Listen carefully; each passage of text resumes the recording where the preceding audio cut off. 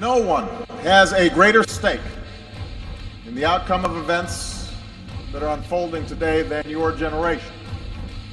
It's inspiring to see you devote your time and energy to help the United States seize the historic changes sweeping the Middle East and North Africa. It's a moment of great challenge, but also a moment of opportunity for greater peace and security for the entire region. I intend to work with you to seek a peace that will address our security concerns. Incredible new video just into our newsroom of a massive twister hitting central Oklahoma. Rick has been watching. Oh my God! Back up! Oh no!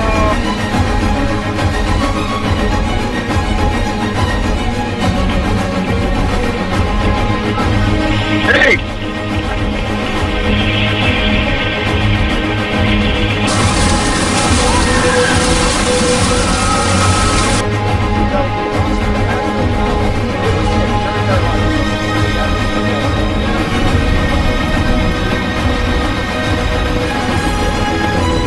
Forever change without along the state's flood zone.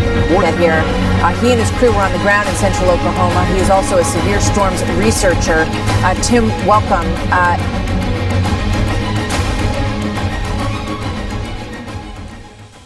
Donc, on en revient au signe du Scorpion, qui est aussi le signe de l'Aigle, et on le mentionne bien ici, sa signification n'a pas un symbole, mais trois, le Scorpion, l'Aigle et le Phénix. Eh bien, donc le Phénix est le vrai symbole qui est mis sur les grands sceaux américains, et l'Aigle ici, vous voyez, c'est un, comme je vous l'ai expliqué, c'est un animal qu'on décrit dans la Bible comme étant un animal très noble. C'est d'ailleurs, dans l'Apocalypse, à un moment donné, dans les textes, on voit l'aigle qui tourne alentour dans le ciel et qui dit malheur, malheur, malheur aux habitants de la terre.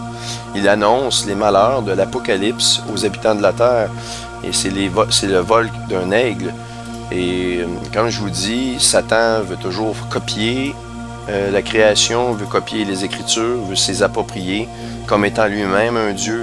Il a voulu s'établir à la place du Tout-Puissant.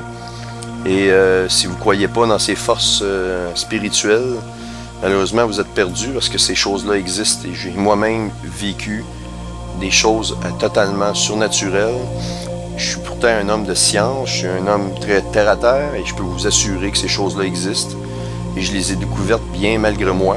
Puis je vous dis de tout mon cœur, si vous ne croyez pas à ces choses-là, vous n'avez pas une manifestation de ces choses-là, priez et demandez au Seigneur de vous montrer et faites-lui confiance. Croyez-moi, vous n'allez pas rester sous votre appétit, il va se passer des choses. Il faut le faire de façon sincère, il faut se repentir, vraiment voir que vraiment nous sommes une race perdue et déchue en tant qu'être humain, et que ce n'est pas l'homme qui va se sauver lui-même. L'homme a eu dans l'histoire plusieurs occasions de prendre un chemin, de prendre une meilleure route, mais on regarde les guerres, et là bientôt ils sont en train de fomenter la Troisième Guerre mondiale actuellement. On est à l'aube de cette Troisième Guerre mondiale et de plusieurs autres guerres qui sont prophétisées au Moyen-Orient.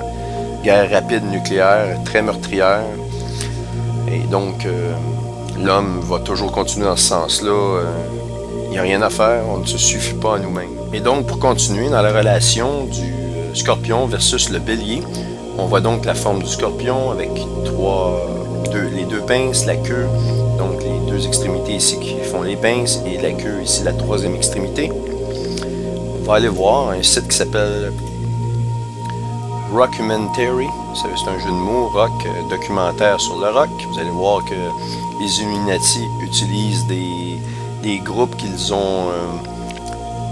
dont ils ont fait la promotion, et les gens adorent cette musique. C'est des groupes populaires.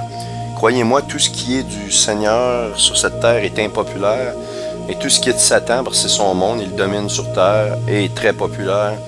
Donc ces groupes-là deviennent populaires. Ici on voit une image très explicite où on voit Satan qui s'accouple finalement avec une chèvre, avec des cornes ici.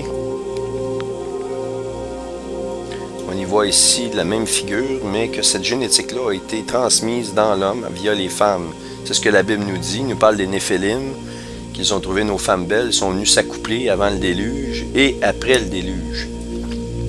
Et voyez-vous, un groupe populaire Ram.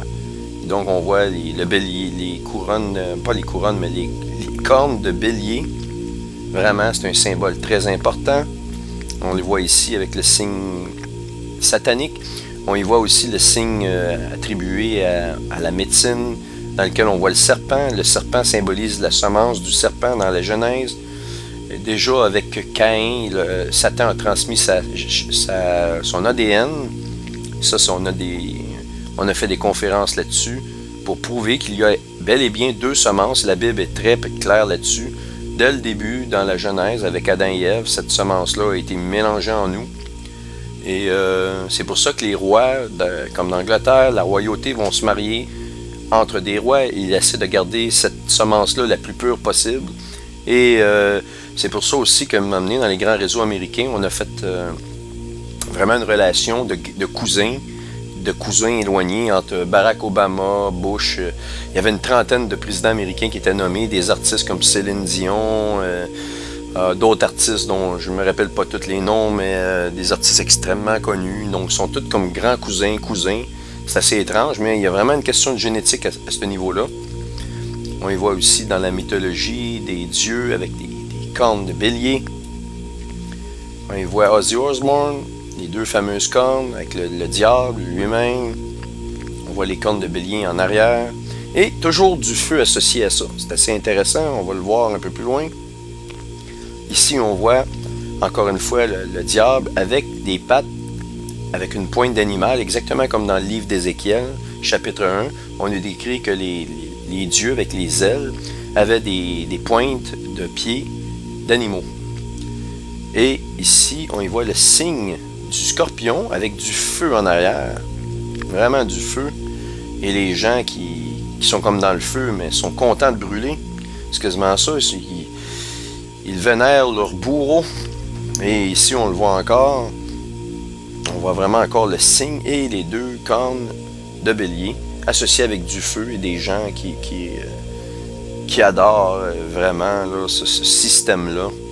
La Bible nous dit que les gens vont suivre le système de l'Antéchrist, vont adorer le système de la bête, vont vouloir aller vers le nouvel ordre mondial, à part une minorité d'entre nous. Et j'invite cette minorité-là, ceux qui ont quand même assez d'éveil, à s'intéresser aux Écritures bibliques. Vous allez voir, vous allez aimer, si vous vous donnez vraiment la peine, vous allez voir qu'il y a des choses incroyables à découvrir de ces Écritures-là. D'ailleurs, toutes nos études sont basées sur les Écritures bibliques.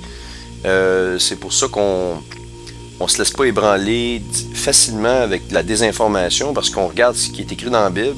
Si ça ne colle pas, on s'éloigne de ça, on ne perd pas de temps avec ça. Jusqu'à date, l'expérience nous a montré dans les dernières années que ça a été très salutaire.